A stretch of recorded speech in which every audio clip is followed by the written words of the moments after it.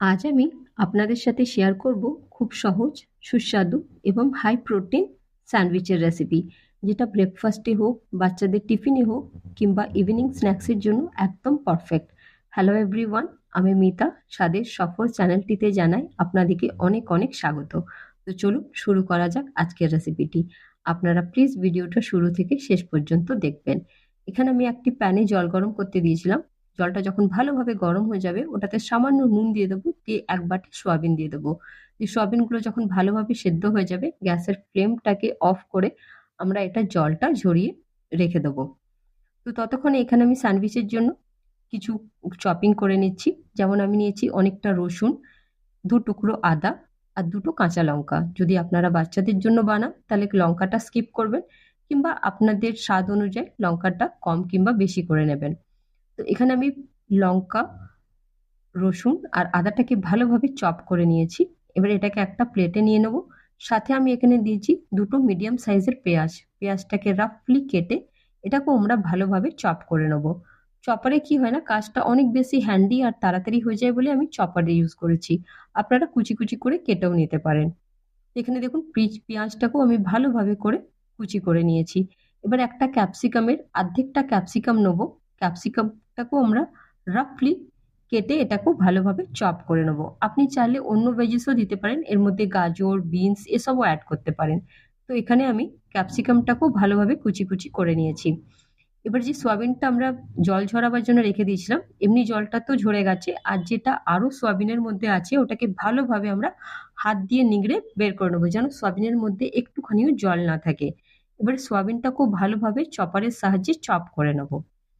এবার কড়াইয়ে 1 টেবিল চামচের মতন তেল দেবো। তেলটা যখন ভালোভাবে গরম হয়ে যাবে তখন এটাতে রসুন, আদা আর কাঁচা লঙ্কা কুচিটা দিয়ে দেবো। যখন রসুন থেকে একটা ভালো ফ্লেভার আসবে তখন এর মধ্যে আমরা দিয়ে দেবো পেঁয়াজ আর ক্যাপসিকামটা। এটাকে 2-3 মিনিট মতন হালকা নাড়াচাড়া করবো যতক্ষণ না সবজিগুলো ভালোভাবে নরম হয়ে যায়। যখনই সবজিগুলো ভালোভাবে নরম হয়ে যাবে তখন আমরা এর মধ্যে নুন, গোলমরিচ আর অল্প করে চিনি দিয়ে দেবো। চিনিটা অপশনাল, আপনি চাইলে দিতে পারেন কিংবা স্কিপ করে দিতে পারেন। এগুলোকে ভালো করে নাড়াচাড়া করে যে সোয়াবিনটা আমরা চপ করে রেখেছিলাম সেই সোয়াবিনটাকে দিয়ে এই সবজিগুলোর সাথে ভালোভাবে নাড়াচাড়া করে নেব। তারপর এর মধ্যে একটুখানি ফ্লেভার অ্যাড করার জন্য আমি 1 টেবিল স্পুনের মতন এখানে দিয়েছি টমেটো সস, একটুখানি শেজওয়ান সস আর অল্প করে সয়া সস। এগুলো দিয়ে এটাকে ভালোভাবে সোয়াবিনের সাথে মিক্স করে নিতে হবে, যেন সসগুলো সোয়াবিনের সাথে ভালোভাবে মিলে যায়। দেখবেন একটা খুব ভালো ফ্লেভার আসবে। তখনই আমি এখানে যে অর্ধেকটা পেঁয়াজ আর অর্ধেকটা ক্যাপসিকাম রেখেছিলাম এটাকে মিশিয়ে দেবো।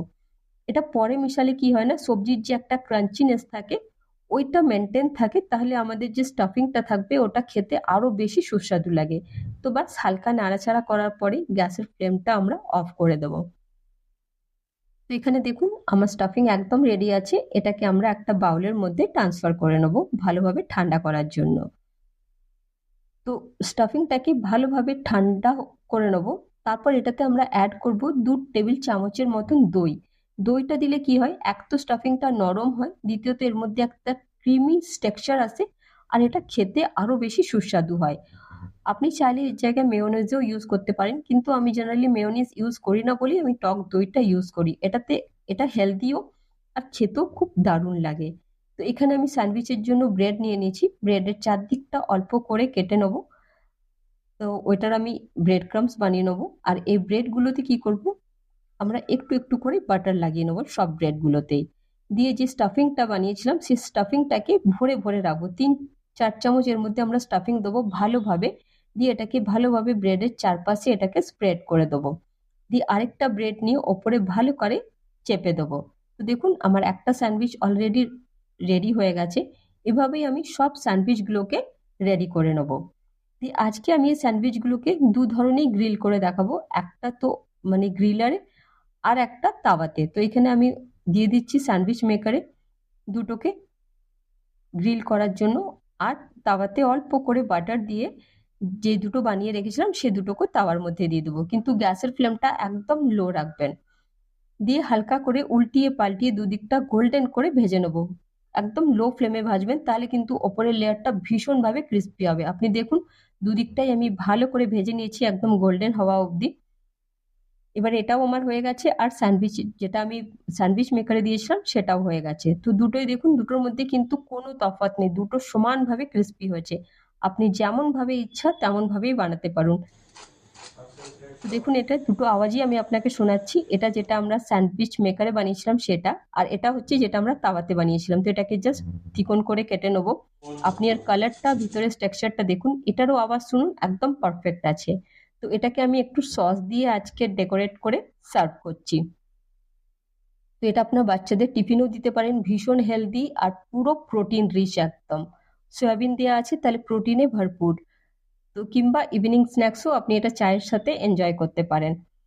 যদি ভিডিওটি আপনাদের ভালো লেগে থাকে তাহলে রিকোয়েস্ট করব আমার চ্যানেলটিকে সাবস্ক্রাইব করার জন্য, দিয়ে আমার পাশে থাকার জন্য। আর ভিডিওটি যদি ভালো লেগে থাকে তাহলে নিজের বন্ধু বান্ধব পরিবারের সঙ্গে শেয়ার করে দেবেন। দেখা হচ্ছে অন্য এক রেসিপিতে। ভালো থাকবেন, সুস্থ থাকবেন। Bye bye.